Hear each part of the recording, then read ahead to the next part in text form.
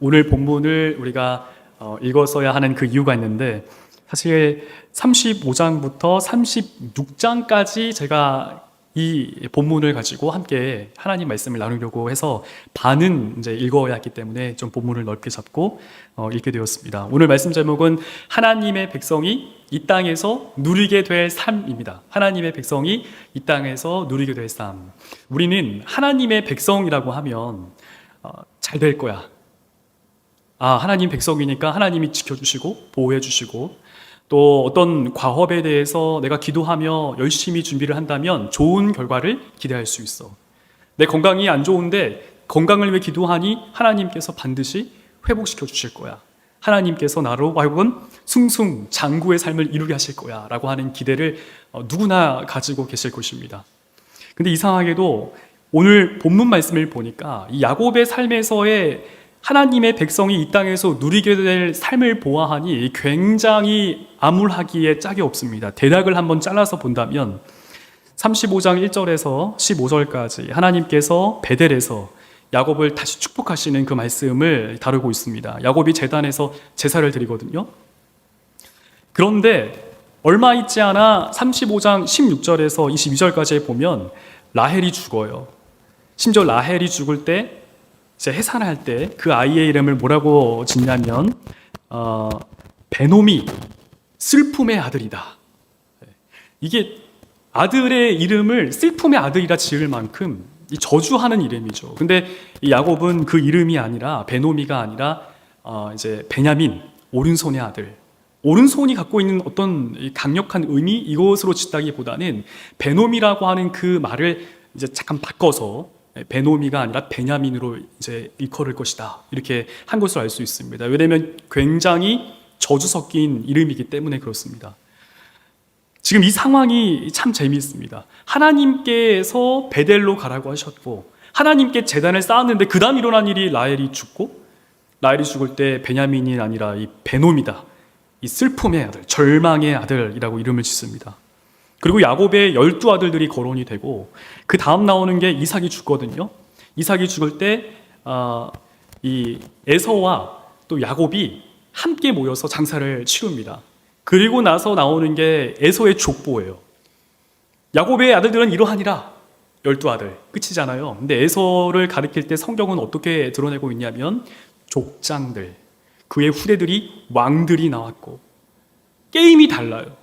이거를 제가 곰곰이 이게 보면서 이 대략에 대한 걸 한번 살핀 것입니다. 곰곰이 보면서 하나님의 백성이 이 땅에서 누리게 될 삶이, 하나님이 나오라고 하셔서 이방신들에게도 이방신들을 의지해야 이제 호신용 무기처럼, 지금과는 좀 다르죠. 지금은 이방신들의 우상이라든지 또 금귀걸이라든지 뭔가 좀 미신적인 것들이 이거 미신이잖아 할 수 있는데, 지금 현대로 그런 것을 옮겨버리면 어떻게 되냐면 먼 길 떠날 때의 몽둥이, 호신용 스프레이 이런 거 챙기는 것 같습니다. 또는 핸드폰을 챙겨가서 112에 바로 전화했을 때 바로 나를 좀 보호해달라 할 수 있을 만큼 그런 호신용의 최소한의 어떤 무기, 나를 지킬 수 있는 그런 방어 무기와 같았습니다. 그래서 우리가 조금 전에 읽었지만 다시 한번 살피겠지만 그 뉘앙스가, 그럼에도 불구하고 하나님께서 그들을 지키사 추역하지 못하게 하셨더라, 이 말씀들, 상식에서 벗어나 하나님의 말씀만을 신뢰하여서 하나님이 기뻐하지 않은 것들은 다 제하여 버리고 죽을지언정 그렇게 하나님께 나아가 하나님 말씀을 따라서 제단을 쌓아 하나님께 경배하고 예배하며 하나님을 찬미했는데 그 다음 일어난 게 죽음, 사랑하는 사람의 죽음, 라헬의 죽음, 자식의 이름이 슬픔의 이 탄식의 아들, 슬픔의 재앙의 아들. 그리고 일어난 게, 내 아들들은 그냥 12명인데 내 아들들은 양치기에 불과한데 에서 형의 아들들은 족장이고 왕들이 나온다고 하고, 이 다른 거예요. 하나님을 믿는데 하나님의 백성이 이 땅에 살 때 에서보다는 잘 돼야 되는 거 아닌가? 내 자녀는 에서의 자녀보다 족장과 왕보다 파라오가 돼가지고 애굽의 왕이 돼가지고, 총리가 아니라 진짜 왕이 돼서, 총리는 바뀌잖아요. 근데 왕은 그 자녀에게 계승되어지니까 그랬으면 좋겠는데, 아들도 에서와 비했을 때는 변변치 않은 것 같고, 하나님께 경배했는데 사랑하는 여인 2 사람을 잃게 되고, 이제 이 본문을 살피면서 하나님의 백성에게 하나님께서 누리게 하신 그 삶이 어떤 삶인지 한번 우리가 더욱 탐독하기를 원합니다. 35장 1절 말씀에 보면 하나님께서 야곱에게 이렇게 말씀하세요. 베델로 올라가서 거주하며 제단을 쌓으라. 이 말씀에 대해 2절과 5절 말씀에 보면 야곱이 이방 신상들을 버리고, 이게 중요합니다. 이방 신상은 그 당시에 당연하게 여겨지는 방어 무기와도 같은 거였습니다. 이방 신상들을 버리고 정결하게 의복을 바꾸어 입고 환난 날에 응답하시며 함께하신 그 하나님께 제단을 쌓아 베델로 향하여 가자, 이렇게 이제 말한 거예요. 근데 그때의 이방 신상들과 귀고리들을 세겜 근처 상수리나무 아래에 묶어 떠났는데 5절 중반부에 보니까 그 뉘앙스에 대해서 분명히 우리에게 증거하고 있습니다. 모세는 말하기를 그들이 떠났으나, 그것들을 묻고 떠났으나 하나님이 그 사면 고울들로 크게 두려워하게 하였으므로 야곱의 아들들을 추격하는 자가 없었더라. 하나님이 지키시는구나. 여기서 우리는 알 수 있어요. 하나님이 말씀하시고 그 말씀을 따라가며 하나님께 모든 것을 드렸을 때 애매모호하게 하나님도 믿지만, 하나님 말씀도 내가 순종하겠지만, 하나님 이거 어떻게 잘못하다가 다 망할 수 있고 죽을 수 있으니까 다른 신상들도 좀 챙겨가겠습니다. 하나님 이거 어떻게 잘못될 수 있으니까 금 귀걸이는 내가 좀 차고 가겠습니다. 이가 아니라 하나님 말씀하시니 하나님 앞에 정결하게 내 모든 것을 하나님께 신뢰하고 믿음으로 가겠습니다. 그때 하나님께서 야곱을 지키십니다. 사면에서 야곱을 추격하지 못하도록 그 땅에 있는 다른 이방 민족들로 하여금 두려움을 주세요. 우리 하나님께서 야곱과 함께 하신 가운데 두려움을 주십니다. 여기서 우리가 조금씩 이제 얻을 수 있어야 돼요. 하나님께서 야곱으로 하여금 다른 민족들이 추격하지 못하게 하셨구나. 이것은 야곱이 한참 지난 이후에야 누릴 수 있었던 교훈과도 같은 것이죠. 따라올까 안 따라올까? 내일은 추격하지 않을까? 이런 고민 끝에 가보니 하나님께서 지켜주신 거구나. 그때 당시에는 몰랐지만 하나님께서 다른 사면의 민족을 두렵게 하셨다. 나를 사랑하셔서 지키시기 위해서. 6절과 7절 말씀에 보니까 야곱이 베델에 도착해서 제단을 쌓는 그 말씀을 증거합니다. 8절 말씀에 보면 그 다음이 이제 문제가 되는데요. 거기서 제단을 쌓고 그것을 엘 베델이라 불렀으니 이는 그의 형의 낯을 피할 때에 하나님이 거기서 그에게 나타나셨음이더라 하는데, 그 다음에 그냥 넘어가면 좋은데 성경은요 이 사건을 기록합니다. 리브가의 유모, 이 유모라고 하는 단어 원어를 지역하면 젖먹이는 자, 리브가의 젖먹이는 자. 이때 리브가의 젖먹이는 자를 리브가한테 젖을 먹였던 사람으로 볼 수 없고요, 리브가의 종으로서 야곱과 상관지어 젖을 먹였던 유모를 볼 수 있습니다. 야곱과 가까이 야곱에게 사랑을 했던, 사랑을 줬던 자. 근데 그 유모 드보라가 죽어요. 그 전에 베델에서 제단을 쌓아서 하나님 감사합니다. 주님 나와 함께 하심에 찬미합니다. 했는데 그 다음에 일어난 사건이 사랑하는 내 어미와 같은 자가 죽습니다. 얼마나 슬펐던지 야곱이 알란 바굿이다 이런 고백, 이런 말을 하는데요. 알란 바굿은 곡함의 상술이다 라는 뜻입니다. 곡함의 상술이. 얼마나 슬펐으면 야곱이요. 이 모든 사건들이 지금 한 번에 같이 일어나고 있습니다. 하나님이 떠나라고 해서 하나님을 신뢰해 떠났어요. 제단을 쌓아서 하나님께 경배했어요. 근데 사랑하는 사람을 잃었어요. 사랑하는 사람이 죽었어요. 하필 이 상황 가운데.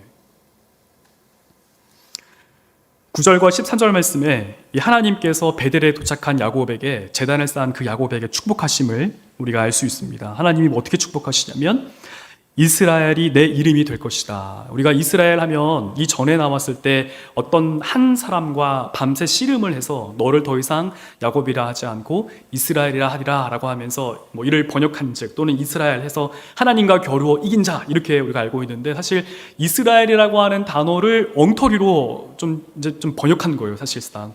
왜냐하면 그 단어의 뜻을 지역하게 되면 하나님과 더불어 힘을 얻어 강하게 되어진 자, 이 뜻이 있습니다. 하나님과 더불어 힘을 얻어 강하게 되어진 자. 어떻게 하나님과 겨루어 이긴 자가 어떻게 이스라엘일 수 있겠습니까? 사실 좀 오번역이죠. 하나님과 더불어 힘을 얻어, 하나님께로부터 말미암는 힘을 얻어 강하게 되어진 자, 이스라엘이라 부르리라. 하나님께서 이제 이렇게 축복하시죠. 그리고 하나님께서 생육하며 번성하라 라고 하시고, 한 백성, 또 백성들의 총회가, 또 왕들이 내 허리에서 나올 것이다. 아브라함과 이삭에게 준 땅을 너에게도 줄 뿐만 아니라 너의 후손에게도 그 땅을 줄 것이다. 심지어 하나님께서 13절 말씀에 보면 그를 떠나 올라가시는지라, 이거는 이삭이나 아브라함도 경험하지 못했던 것을 이 야곱이 목도한 것입니다. 하나님이 축복하셔서 올라간 그 모습을 본 거예요, 야곱이요. 엄청난 것을 경험한 것이죠. 그런데 이렇게 말씀하신 이후에 야곱이 또 하나님과 자기와 말씀하시던 곳에 기둥, 곧 돌 기둥을 세우고 그 위에 전제물을 붓고 또 그 위에 기름을 붓고 15절 말씀, 하나님이 자기와 말씀하시던 곳의 이름을 베델이라 불렀더라. 제단을 또 쌓아 하나님께 경배합니다. 근데 문제는요, 그 다음에 또 이제 일어나요. 16절과 20절 말씀. 어떤 일이 일어나냐면, 라헬이 해산할 때쯤 되어서 심히 고생하다 난산할 즈음에 산파가 두려워하지 마, 내가 등남했다라고 말을 했음에도 불구하고 18절 말씀, 죽게 되어서 그 자녀의 이름을 베냐민이 아니라 베논이다, 슬픔의 아들이다 라고 불렀다라고 하는 이 사건이 일어납니다. 지금 이 사건이 동떨어져 있지 않아요. 성경은 우리에게 무언가를 말씀하려고 보입니다. 의도적으로요. 하나님의 말씀에 따라 순종하고 하나님께 예배하고 제사를 드리는데, 그 다음에 일어난 사건이 화목했더라, 행복했더라, 장수했더라, 재산이 많아졌더라, 거부가 되었더라, 힘있게 되었더라, 이런 말씀보다 죽었더라. 통곡의 상수리, 사랑하는 아내가 죽었고, 죽을 때 그 아들의 이름을 슬픔의 아들이라. 야곱이 사랑하는 라헬 죽고 나서 그 자녀 베냐민을 볼 때 얼마나 슬플까요? 라헬이 죽을 때 살고 싶은데, 라헬도 베냐민 그 아들을 품에 안고 더 살고 싶은데 죽은 거잖아요. 그 모습을 본 야곱이 얼마나 마음이 아팠을까. 하물며 베냐민을 베논이라고 할 만큼 그 아들 볼 때마다 생각나지 않겠습니까? 근데 이 사건이 그 전에 하나님 앞에, 하나님께서 내가 너 복 줄 거다, 너 이스라엘이다 할 거다, 내가 너와 너의 후손에게 이 땅을 줄 것이다, 너의 허리에서 왕이 나올 것이다, 이 축복하셨거든요. 축복하신 거 다음에 일어난 일이 바로 이런 일이에요. 가장 사랑하는 여인을 잃는 고통, 고난. 참으로 어려운 일입니다. 하물며 이뿐만 아니라 21절과 22절 말씀에 보니까요, 이스라엘이 그 땅에 거주할 때에 르우벤, 야곱의 장자 르우벤이 가서 그 아버지의 첩 비라와 동침함에 근친상간이 일어나는데 그걸 또 이스라엘이 들어요. 이 얼마나 비통한 사건입니까? 그리고 나오는 것이 야곱의 12아들입니다. 12아들 이전의 이 패턴, 하나님의 말씀의 이 내용들을 살펴보면 하나님이 말씀하셔서 순종해서 제사를 드렸는데 죽었어요. 하나님이 말씀하셔서, 심지어 하나님이 복 주셔서 예배를 드렸는데 사랑하는 아내가 죽었어요. 어떻게 하나님 백성이 이 땅에서 이러한 비통과 이 아픔을 경험할 수 있을까? 죄 지었을 때 하나님이 깨닫게 하시기 위해서 몽둥이를 들어서 그렇게 하면 안 되지, 이렇게 하는 게 아니고요, 죄와 상관이 없이 하나님께 청종했을 때 이런 말도 안 되는 아픔과 상함이 드러납니다. 이거는 어떤 사람이 봤을 때도, 어떠한 기준으로 봤을 때 이것은 악이지 선이라고 보기 참 어렵죠. 그런데 일단 여기까지. 그리고 그 다음 부분이 있습니다. 야곱의 바로 12아들, 그리고 이삭의 죽음과 또 에서와 야곱이 그를 장사한 이후에 에서가 돌아가지 않고요, 가나안 땅에 함께 머물게 돼요. 그 말씀이 36장에 좀 나오는데요, 대략을 좀 보겠습니다. 36장 1절과 8절 말씀에 보면은 가나안 땅에서 소유가 풍부해가지고, 너무 많아가지고 함께 거주할 수 없어서 에서가 세일산으로 떠납니다. 동쪽으로 떠나는 거예요. 가나안 땅의 동편에 있는 세일산으로 떠났던 이유는 너무 많은 거예요, 재산이. 근데 신기하죠. 왜 모세가 야곱의 불우한 것만 기록했을까? 하나님께 예배 드렸으면, 심지어 여기서 본문에 보니까 재산이 너무 풍부해가지고 둘이 같이 가나안 땅에 머물 수 없을 만큼 풍부해서 에서가 떠난 거거든요.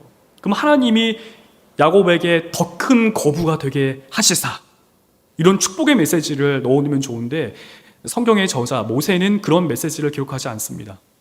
그리고 나오는 게 9절과 30절 말씀, 9절부터 30절, 에서 자손의 족장들, 31절부터 39절, 에돔 땅을 다스리는 왕들, 이제 에돔이라고 하는 그 땅에서 왕들에 대해 이제 언급을 합니다. 이스라엘과는 전혀 다른 메시지예요. 40절과 43절 말씀에 에서에게서 나온 족장들을 다시 한번 언급하며 에서의 족보가, 에서의 자녀들이 이스라엘, 야곱의 자녀와 비할 수 없으리만큼 영광스러운 지위에 올라섰다를 지금 성경이 드러내고 있습니다. 여기서 우리는 두 가지에 대해서 한번 고민해 보게 됩니다. 근심이 되어져요. 하나님을 사랑해서 하나님께 전심으로 섬기고 하나님께 예배하고 내 모든 것을 하나님께 충성맹세로 경배했는데 어찌 에서는 힘있고 아주 잘 돼서 그로 하여금 그 허리로 족장이 나오고 이 백성들의 총회, 이 족장, 아주 큰 무리, 왕들이 막 나오고 하는데 내 아들은 12래. 그 전에 있었던 이제 그 전에 디나의 강간 사건, 거기서 시므온과 레위가 거짓말 해가지고 할례를 받아서 우리 동족이 되어야 할 그 사람들을 다 죽여버리거든요. 시므온과 레위가. 그래서 시므온과 레위는 땅을 분배받지 못합니다. 재밌죠, 이것도. 시므온은 유다 땅 가운데에 있어요. 그 사실 땅으로 유다 땅이라고 볼 수 있어요. 가운데에 있기 때문에. 어쨌든 야곱의 삶이 참 비유하고 이게 어떻게 된 일인가. 자녀도 그러하고 별 볼 일 없는 12아들. 심지어 장자가 족장이 된 게 아니라 근친상간. 내 아내를 범했어요, 장자가. 와, 이게 하나님의 백성인데, 이스라엘인데, 복받았다고 말했는데 이 땅에서 누리게 될 삶이 과연 이러한 것인가? 이후 37장부터 50장까지의 말씀에 보면 이 비루한 야곱의 삶이 계속적으로 나옵니다. 여기서 우리가 고민하고 근심 가운데 나름대로 찾아야 할 답이 하나 있는데요. 야곱의 노년까지의 삶을 봤을 때 야곱이 큰 땅을 얻게 됐거나 야곱의 자녀로부터 요셉이 총리가 됐긴 했지만 야곱이라고 하는 그 족장의 자녀 가운데 위대한 족장이 나오거나 야곱이 거주했던 그 가나안 땅 가운데서 왕이 된 자가 나타났거나 전혀 없습니다. 야곱은 그냥 비루하게 살다가 사랑하는 요셉을 속여서 형제들에 의해서 속임당해 죽은 줄 알고 살다가 정말 노년에 이르러 살아있음을 알게 되어지고 요셉의 초대로 응하여서 애굽에 가서 노년을 거기서 보낸 거예요. 다입니다. 하나님의 백성이 이 땅에서 누리게 되는 삶이 참 비루한 삶이구나. 고난과 고통과 역경과 힘겨움으로 가득한 삶이구나 할 수 있는데 여기서 달라집니다.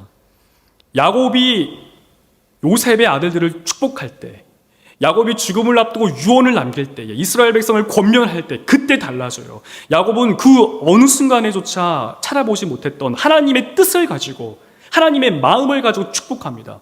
므낫세와 에브라임이 형이기 때문에 요셉은 야곱의 오른손에 세워서 넣고 므낫세는 왼손에 놨습니다. 야곱이 교차해서 안수를 하니 요셉이 기분이 상해서 말을 했어요. 아버님, 므낫세가 차자고 에브라임이 장자인데 아버님 장자에게 축복하기를 원하십니다.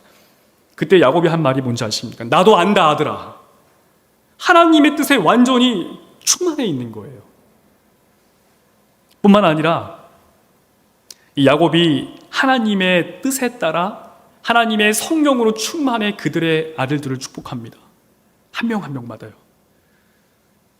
과연 이 삶과 하나님과 동행해서 하나님의 마음을 알고 하나님의 뜻을 헤아릴 줄 알며 하나님과 함께해서 하나님의 이 성령의 충만함을 가지고 자신의 아들들을 축복하고 자신의 백성을 권면했던 이 야곱, 우리가 볼 때는 비루한 삶이었고 비운한 사람이었고 보잘것 없어 보이지만 세상의 관점으로 볼 때는 그냥 안 된 사람이지만 너 하나님 섬긴다고 하니 꼴 좋다, 너 잘됐다, 그렇게 우상을 가지고 다녔어야지, 귀걸이 떼지 말았어야지, 그래야 너의 유모를 지켜주지, 너의 사랑하는 아내를 지켜주지.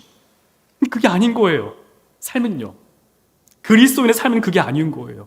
악처럼 보입니다. 선해 보이지 않아요. 그러나 그러한 것 가운데 이 야곱은 결단코 명백하게 하나님과 교제의 기쁨의 충만함을 누렸던 줄 믿습니다. 이게 참 중요합니다. 긴밀하고 친밀한 그 관계가 있었던 거예요. 하나님과요. 적어도 모세는 하나님의 백성이 이 땅에 살 때 세상의 관점에 선과 악에 대한 그 기준을 가지고 야, 하나님은 이렇게 하셔야 돼. 이게 선이니까. 적어도 모세는, 적어도 성령께서는 그거를 원치 않아 하신 것처럼 보입니다. 경배를 했는데 사람이 죽고, 경배를 했는데 사랑하는 그것도, 가까이 있는 사람이 죽고, 하나님을 찬미하고 심지어 하나님으로부터 축복을 받고 하나님 승천하신 것을 목도했는데 자녀가, 장자가 근친상간을 저지르고 12아들, 고작 12아들 땡.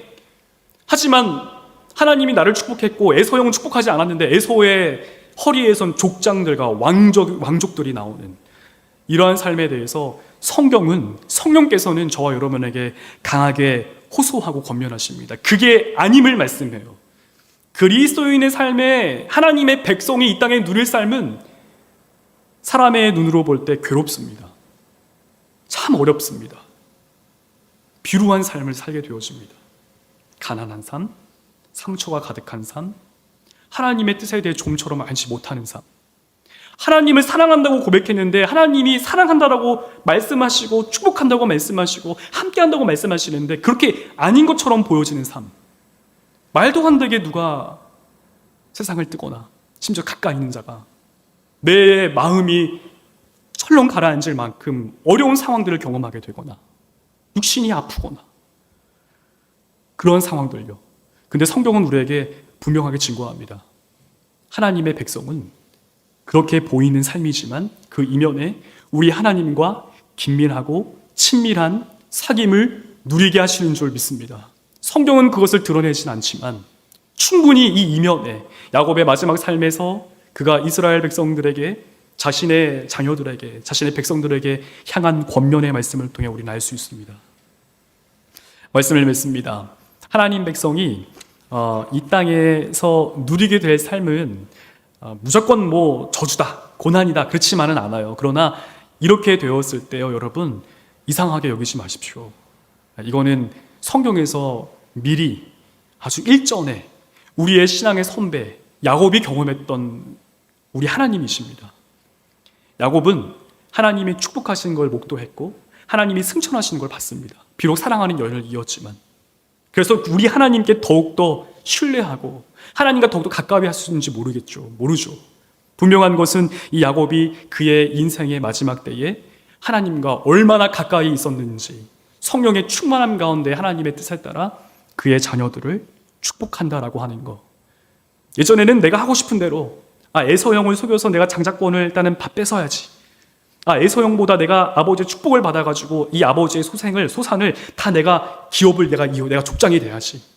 그랬던 야곱이라면 전혀 달라요. 장자를 축복하는 것이 아니라 찾아일지언정 주의 뜻을 따라. 이것만 보더라도 우리는 하나님이 얼마나 야곱과 함께 했는지를 알 수 있습니다. 비록 우리의 삶 가운데 시련이 오고 어려움이 오고 이해가 안 되는 그러한 인생이라 할지라도 환난이 온다 할지라도 두려워하지 마시고요. 그 가운데 계신 우리 하나님을 신뢰함으로 그 누구보다도 하나님과 가까이 긴밀하고 친밀하게 교제했던 이 야곱이 누린 우리 하나님을 누리시는 저와 여러분 되기를 주님의 이름으로 축복합니다.